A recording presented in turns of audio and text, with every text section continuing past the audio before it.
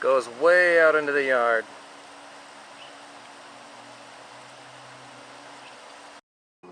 All you need is a water tap with a garden hose, and that piece right there.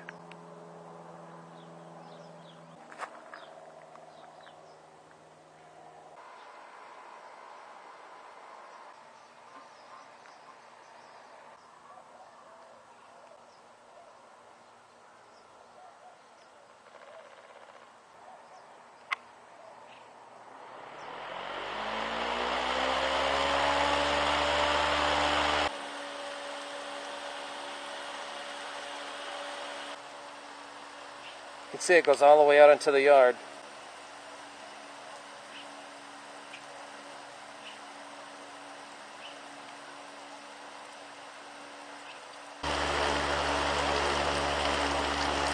Staying totally dry.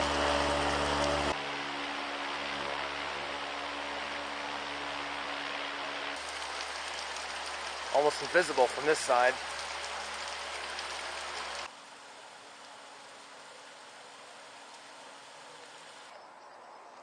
When you're done, basically folds up to nothing.